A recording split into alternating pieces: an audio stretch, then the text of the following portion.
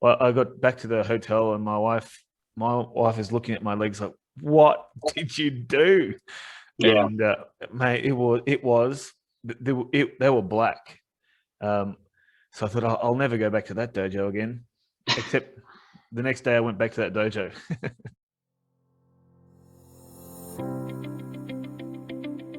Hey guys, and welcome to Karate Over Coffee.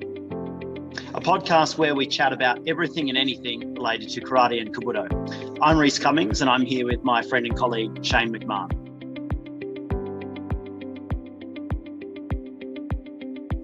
Hey guys, and welcome back to Karate Over Coffee. Today we're going to be talking about our experiences in Okinawa. So last time we spoke to James from the Dojo Bar and Bujin TV. So we thought we'd chat about our experiences in Okinawa. Great. So I think when last time we chatted, there were lots of experiences, and we spoke about them being some fond ones that we have. So I think we both have some stories that'll be quite interesting. And, just getting together and chatting about those, I think seeing what's similar and what's different is quite fun. So I went to Okinawa the first time in the late 2000s.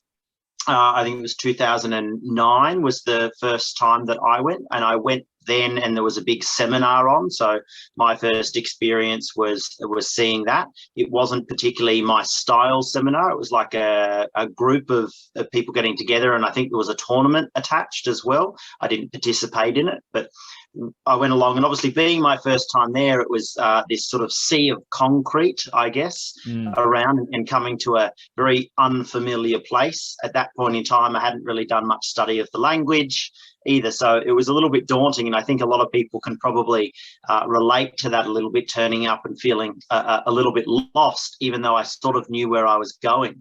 But the first thing I did when I got out to try and find the dojo that I was going to, I looked around, but I couldn't find it. And I got into a taxi and I gave them the address. And for anyone that's been to Japan before, Okinawa specifically, I don't think the addresses are very organized, right? So he didn't know where to go. But then I said the name of the dojo and the name of the instructor, and boom, he knew exactly where to go and took me right to the front door. So I think that's interesting in and of itself. How did you find your first time when you arrived? Man, I had a pretty much the same experience. I was going to a dojo, and I drove there instead of because Okinawa was so small. It's just I thought it was going to be easier to drive. We both drive on the right side. Oh, sorry, on the left side, the correct side, and. Anyway, so pulled up to this place and looking around, couldn't find it. I'm looking around, and I asked a few people, "Hey, do you know where this building is?" And as soon as I said the dojo, oh yeah. So one guy walked me, and another time, a mum and her kids were in this tiny little van, and said, "Oh, jump in, and we'll drive you there." So I'm like, okay. So I jumped into the van, and yeah, she took me to the dojo. Didn't know the address, just knew the name of the dojo. So yeah, it's very, very similar. Yeah, I think that's probably the experience of many people. Your sensei says, "That's fine, no worries, come over." Finding the dojo will be easy, and you think it's going to be, but not necessarily. And 2009 is only fairly recent, but even back then, I don't think there were many people that were doing the karate tourism side of things. So there weren't a lot of people around that you could necessarily ask questions of, or many foreigners that were easy to connect with to find that kind of information out. The dojo that I trained at was in Komuji, so Kumuji, so the district just back off Kukusai-dori, the international street. So it was very close to the center of Okinawa, very close to the monorail and that kind of thing. Yeah, well, the one where the lady drove me, that was about 40 minutes outside of Kokusai-dori or Kokusai Street. Everybody sort of sits around that. Kokusai-dori is like the central part of Naha or the karate part for us. So anything outside, anything more than a 10-minute walk, you don't know where you're going half the time. Yeah, I think a lot of Westerners do hang around in that area, and obviously now there's a lot of things around there too. You've got different dojos that are obviously close by. You've got the monorail, so you can access everything from there. Yeah. Definitely the monorail. As I said last time, every time I jumped onto that monorail, there was always one other karate dude, at least. Actually, when the first time I came to Okinawa, got a plane from Tokyo, and I was walking to my seat in the plane, and the guy's wearing a karate shirt. I'm like, yeah, nice. So I thought, oh, I'm definitely on the right plane. You're going to find someone somewhere on the form of transport that you're going that's doing sort of the same thing that you are, especially now. Well, not right now, but more recently, there's certainly been lots of people around doing that too. Yeah, definitely. Yeah. So I think our experiences might be a little bit different because you've got a Okinawan dojo and Okinawan Ruha style, whereas I don't. My association is in Japan.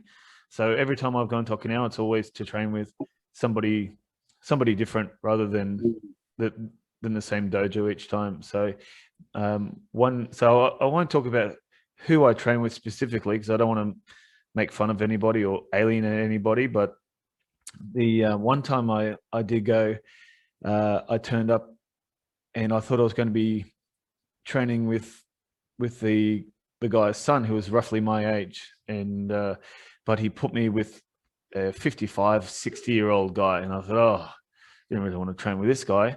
And they called him Mr. Steel or Mr. Iron, one of those two, I can't remember. And we did conditioning, and it was like an hour and a half, 2 hours of conditioning. Man, he killed me. The first legs, mate, my legs were black and blue the next day, probably actually an hour after. Well, I got back to the hotel, and my wife is looking at my legs like, what did you do? Yeah. And mate, they were black. So I thought, I'll never go back to that dojo again, except the next day I went back to that dojo. Yeah. Exactly. It sounds like a good session. For him, it was. Yeah. Well, I think what you said is really interesting. Like with karate and the people that do it, you can sort of be, I guess, unexpecting, no matter the age or that kind of thing. Generally, they're in good health regardless. So karate only adds to that. But I think I've got two stories about people that I didn't expect, I guess, to be karate or kobudoka. One was at the Royal Gardens, Shikina-en, and I was going through, and I think most people would be familiar with that garden, but I was going through and I was having a look. But when you come in that main entry, there's some old style huts, some guard huts and that kind of thing. And they talk about stories of people like Matsumura and that kind of thing living there, or people that are connected somehow to the karate tradition. And I was looking quite, I guess, comprehensively or for a long time at those areas. And one of the gardeners comes over and he goes, oh, what are you looking at? And I go, oh, I'm looking at the hut. And he goes, why are you interested in that?